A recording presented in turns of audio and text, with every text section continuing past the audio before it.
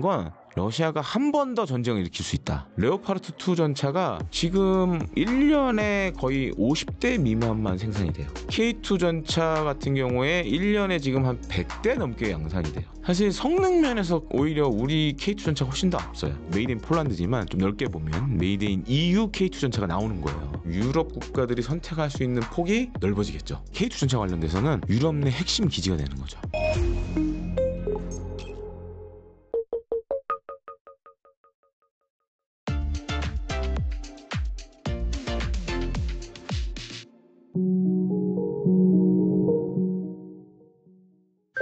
그리고 계약 관련돼서 좀 말씀드려야 될 것 같아요.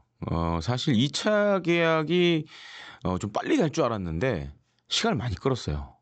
그래서 2022년에 저도 이제 생생히 기억이 나는데 이게 폴란드 같은 경우에는 계약이 좀 방식이 독특해요. 그래서 22년도 7월 27일에 현대로템하고 폴란드 군비청, 우리로 치면 이제 방위사업청입니다. 방위사업청하고 기본 계약을 우선 체결했어요.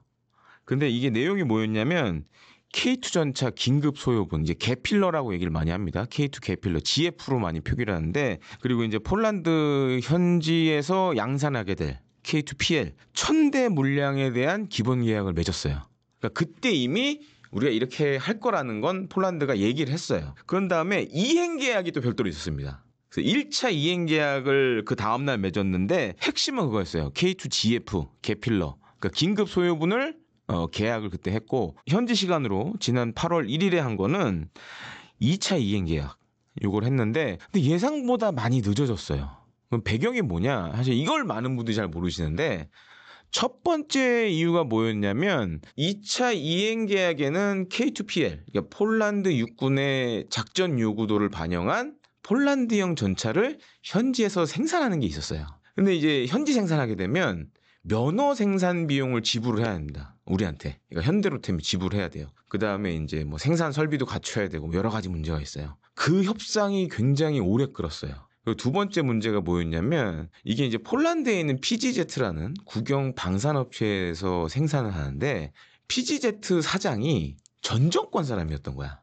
전에 정권하고 약간 이제 마찰이 있었어요. 그리고 PGZ가 폴란드 정부하고 가격 협상을 했는데 너무 가격을 높게 부른 거예요. 그래서 뭐 소문에 의하면 전차 한 대당 가격을 거의 1,000억 원을 불렀다는 얘기가 있어요. 그러니까 이제 폴란드 정부 입장에서도 야 이러면은 레오파르트 2보다도 훨씬 비싼데 이걸 어떻게 사냐. 그래서 그런 이제 가격 협상과 관련된 폴란드 PGZ와 정부 간의 그런 문제도 있었고, 그다음에 세 번째로는 보증하고 이제 수출 금융 문제, 우리 정부하고 이런 문제가 있었습니다.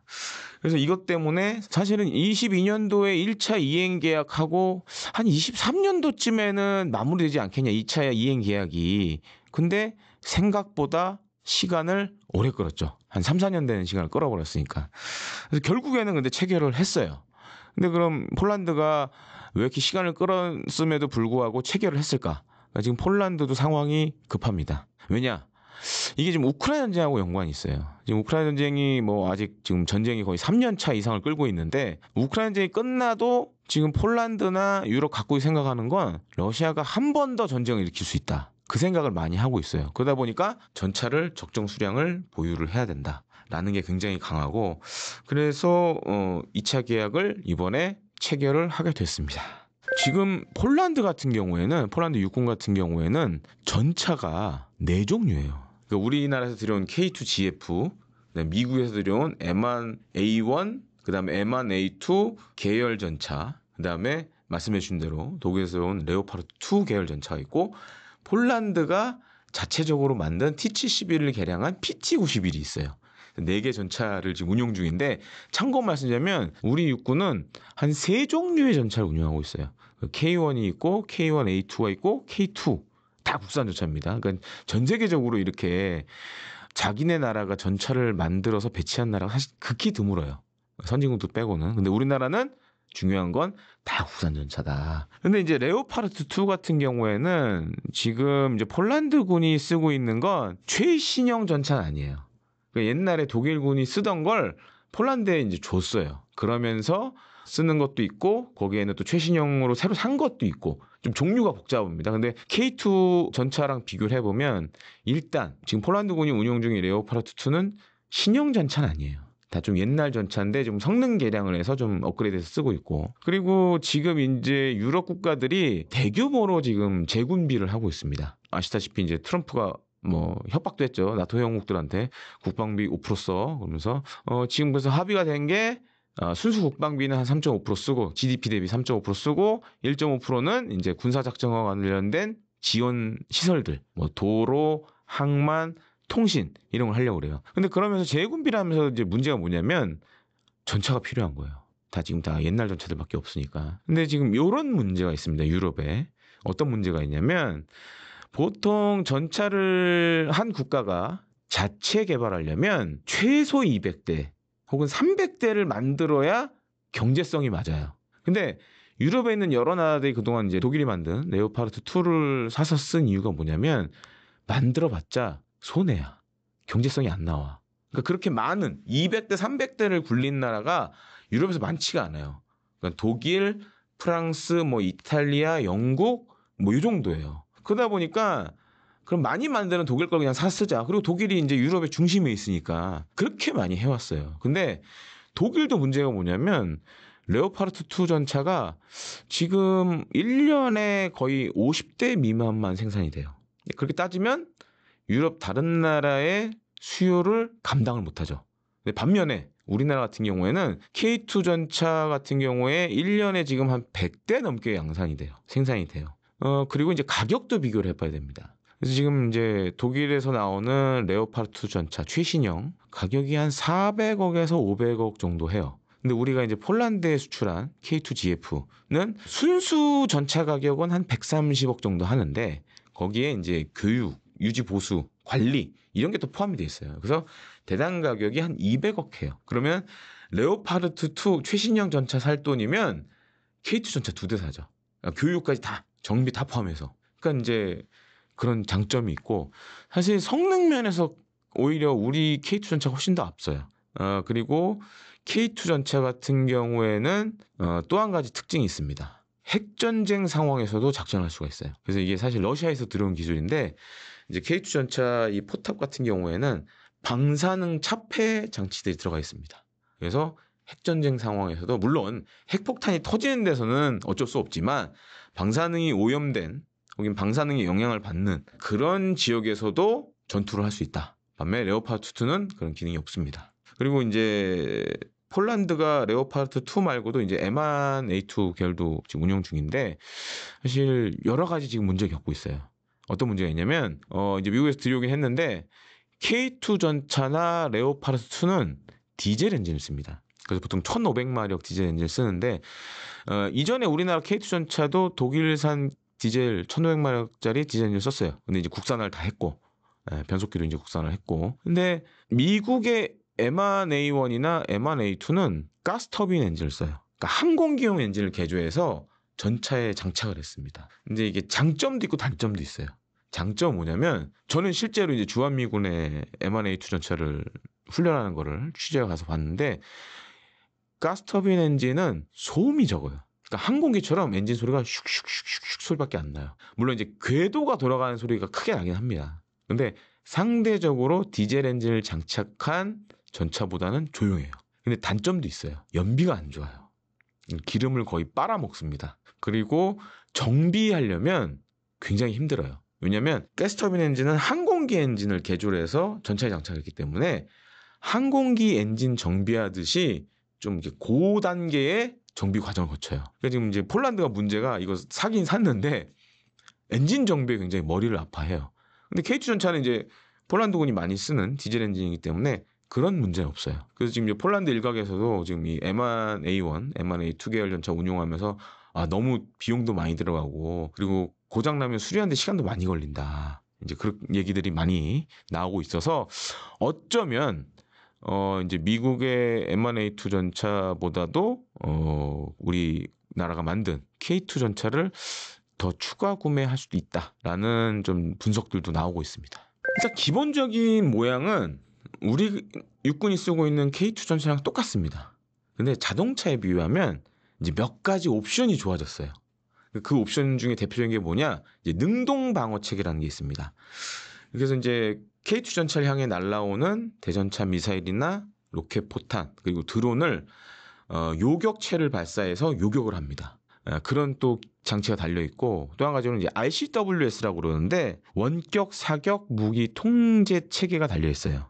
그게 뭐냐면은 이제 12.7mm 중기관총을 달고 거기에 차 안에서 모니터를 보고 이제 리모컨을 조종하는 일종의 그런 중기관총 발사 장치입니다. 뭐 이전에는 보통 우리 K2 전차 잘 보시면 이 전차장이 이제 이 12.7mm 중기관총을 자기가 이렇게 올라가서 쏘고 그랬는데 차 안에서 쏘니까 생존성이 높아지죠. 요게 이제 추가됐고 또 한 가지로는 전파를 교란해서 드론의 가동을 막는 대드론, 드론 제모도 추가가 됐어요. 그럼 왜 폴란드 육군이 이런 요구 조건을 내세웠을까? 그러니까 이게 다 우크라이나전의 영향이에요. 그러니까 우크라이나전 잘 보시면 이제 뭐 대전차 미사일이나 드론에 의해서 전차들이 많이 터져 나오고 있거든요. 근데 이런 옵션을 달게 되면 그런 걸 다 대응할 수가 있죠. 그래서 이 K2PL이 아마 향후에 단순히 이제 폴란드뿐만 아니라 지금 이제 K2를 사려는 그 폴란드 인접 국가들이 있습니다. 루마니아도 있고 슬로바키아도 있고 몇몇 나라들이 있는데 아마 그런 나라들에 이제 판매하게 될 이제 핵심적인 모델이 되지 않을까 이렇게 보고 있습니다. 그러니까 이번 2차 이 계약이 중요한 게 뭐냐면 이겁니다. 그동안은 우리가 폴란드에 메이드 인 코리아 K2 전차를 납품을 했다면 이제 K2PL이 이제 현재 생산되면 메이드 인 EU 물론 이제 메이드 인 폴란드지만 좀 넓게 보면 메이드 인 EU K2 전차가 나오는 거예요. 근데 요즘 잘 보시면 유럽이 이제 재군비를 하면서 이게 똘똘 뭉치고 있어요. 유럽산 아니면 이제 안 사겠다. 물론 이제 미국 무기는 사지만. 근데 지금 이렇게 K2PL이 현지에서 양산이 되게 되면 이건 이제 우리나라에서 만드는 게 아니잖아요. 물론 이제 중요 구성품 우리나라에서 가져가지만 그러면 메이드 인 EU로 유럽에 팔 수가 있어요. 그럼 어떤 장점이 있느냐? 지금 폴란드가 샀잖아요. 뭐 다른 나라가 하나 더 사. 그러면 2개 EU 회원국이 사면 유럽연합에서 좀 장기 저리로 대출을 받을 수가 있어요. 그러면 판매에 많은 도움이 되겠죠. 그리고 또 한 가지로는 그동안 이제 유럽에서 생산된 전차는 딱 두 나라밖에 없었어요. 이제 프랑스가 있었고 독일이 있었는데 프랑스는 지금 이제 르클레르라는 전차를 거기에 단종이 됐고 독일은 이제 레오파르 2 계열 전차를 만들고 있는데 아까 이제 제가 앞서 말씀드렸다시피 연 생산량이 많지가 않아요. 그러니까 이제 유럽 여러 나라의 그런 수요를 감당을 못해요. 근데 지금 이제 K2PL이 폴란드에서 만들잖아요. 그럼 유럽 국가들이 선택할 수 있는 폭이 넓어지겠죠. 그러니까 레오파르 2가 이제 생산량이 얼마 안 되니까 그러면 폴란드에서 만드는 K2PL을 한번 검토를 해봐야겠네. 이제 이런 어떻게 보면 이제 우리 K2 전차의 유럽 시장에서의 기회 창이 더 넓어지는 거죠. 그래서 이제 그런 측면에서 굉장히 유리하고 또 한 가지로는 단순히 전차를 생산하는 것뿐만 아니라 유지 보수 관리 이런 것들도 지금 이제 어떻게 보면 기지가 만들어지는 거기 때문에 K2 전차의 유럽 공장뿐만 아니라 정비센터도 생긴다라고 보시면 되겠습니다. 그럼 뭐 일례로 이런 거죠. 우리가 자동차 샀는데 가까운 데 AS 센터가 있으면 훨씬 쓰기 좋겠죠. 그런 비슷한 논리로 이제 보시면 되겠습니다. 그래서 어떻게 보면 이제 K2 전차의 유럽 내 경쟁력이 향후에 굉장히 높아질 수 있다. 그리고 이제 뭐 만약에 다른 나라들까지 이제 추가 구매하게 되면 정말 K2 전차는 유럽 내에서 이제 승승장구할 일만 남았다라고 보시면 되겠습니다. K방산의 특히 이제 K2 전차 관련돼서는 유럽 내 핵심 기지가 되는 거죠.